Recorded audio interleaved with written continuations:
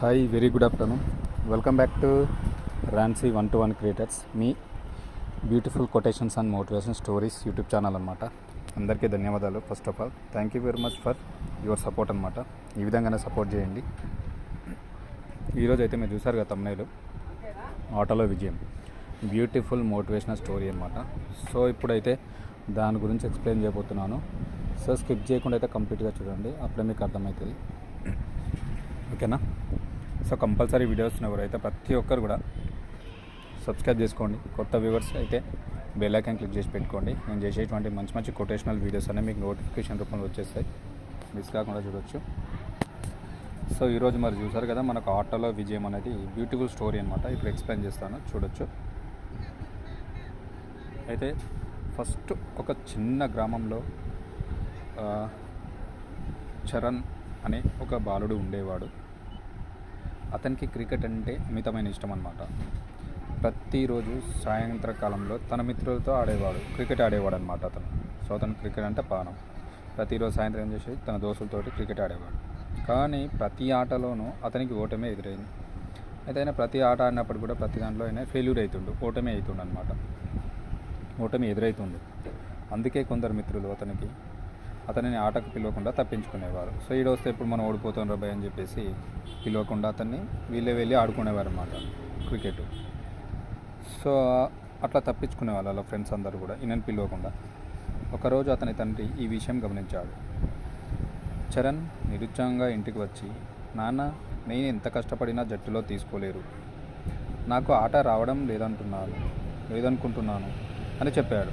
అయితే నేను ఎప్పుడు ఆట ఆడదామన్నా ఫెయిల్యూర్ అవుతున్నా కాబట్టి నన్ను ఆ జట్టులోకి తీసుకుంటలేరు, ఆ టీంలోకి తీసుకుంటారు అని చెప్పేసి వాళ్ళ నాన్నకి చెప్తే నాకు ఆట రావడం లేదనుకుంటున్నాను అని చెప్పేసి అనుకుని అన్న తండ్రికి చెప్పిండు అనమాట చరణ్ అబ్బాయి.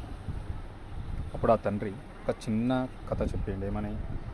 ఒక నక్క గడ్డిని కొరికి వదిలేసింది. ఎందుకంటే దానికి అది తీయగా లేదని చెప్పేసి వదిలేసింది. కానీ మానవేయకుండా మరలా ప్రయత్నించినప్పుడే గడ్డి తీయడం సాధ్యమైందనమాట. సో ఒకసారి ఫస్ట్ గడ్డి తీద్దామని నక్క కొరికితే రావట్లేదనమాట, వదిలేసింది. కానీ అలా అని చెప్పేసి నక్క అట్లా తీయకుండా ఉండలేదు, మరలా ప్రయత్నించింది అనమాట. గడ్డిని తీయడం ప్రయత్నించి సాధ్యమైంది.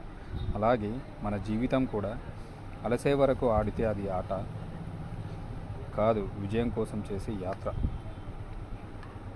మన జీవితం కూడా అలసే వరకు ఆడితే అది ఆట కాదు, విజయం కోసం చేసేటువంటి యాత్ర అన్నమాట. అర్థమైందా? విజయం కోసం చేసేటువంటి యాత్ర అని చెప్పేసి వాళ్ళ బాబుకి చెప్పిండు వాళ్ళ తండ్రి. వినయ్ అంటే వాళ్ళ తండ్రి పేరు. చరణ్ ఆ మాటలు ఉదయంలో పెట్టుకున్నాడు.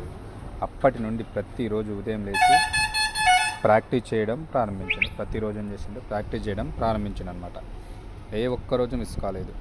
నెలలు గడిచేసరికి అతని ఆట తీరు గణనీయంగా మారిపోయింది. సో కొన్ని నెలల తర్వాత ఏమైంది, అతని ఆటలో పునరుద్ధి వచ్చేసింది, గణనీయంగా చేంజ్ అయిపోయింది అనమాట. స్కూల్ జట్టులో అతడికి స్థానం లభించింది. అంతటితో కాకుండా జిల్లా స్థాయి టోర్నీలో బెస్ట్ ప్లేయర్ అవార్డు గెలుచుకున్నాడు. సో అంతటితో కాకుండా ఏం చేసింది, స్కూల్లో జట్టులో ప్లేయర్ అవార్డు వచ్చిందనమాట, అవకాశం. అందులో ఆడిండు. అదే కాకుండా జిల్లా స్థాయి టోర్నీలో ఆడి కూడా బెస్ట్ ప్లేయర్ అవార్డు అనేది గెలుచుకున్నాడు అనమాట. సో అప్పుడు ఏమైంది, తన విజయంతో గ్రామంలోని పిల్లలకు స్ఫూర్తిగా మారిండు. అప్పుడు ఒక ఇన్స్పిరేషన్గా తీసుకున్నారనమాట ఈ అబ్బాయిని వాళ్ళ గ్రామంలో కూడా. సో మొత్తం మీద ఇక్కడ మోరల్ స్టోరీ ఏంటంటే, మనకు నీతి ఏంటంటే, నీవు అలసే వరకు ఆడితే అది ఆట కాదు, అది నీ లక్ష్యాన్ని చేరుకునే మార్గం. ఓటమి తాత్కాలికం, కానీ ప్రయత్నం శాశ్వతం. గుర్తుపెట్టుకోండి ఎప్పుడైనా. నువ్వు అలసే వరకు ఆడితే అది ఆట కాదు, అది నీ లక్ష్యాన్ని చేరుకోవడానికి ఒక మార్గం అన్నమాట. ఓటమి అనేది తాత్కాలికం, అప్పడమనే ఉంటుంది, కానీ ప్రయత్నం మాత్రం శాశ్వతం, ఎప్పటికీ జరుగుతూనే ఉంటుంది. ఓకేనా? ఇలాంటి మంచి ఇన్ఫర్మేటివ్ వీడియోస్ అండ్ స్టోరీస్ కోసం మా ఛానల్ అయితే ఫాలో అవ్వండి. వీడియో నచ్చింది అనుకుంటున్నాను. కంపల్సరీ చూసిన ప్రతి ఒక్కరు లైక్ చేయండి, అదేవిధంగా సబ్స్క్రైబ్ చేసుకుని నాకు సపోర్ట్ చేయండి. Thank you very much. మరొక మంచి మోటివేషన్ స్టోరీ తోటి మళ్ళీ మీ ముందుకు వస్తాను. This is Ransi 1-to-1 creators.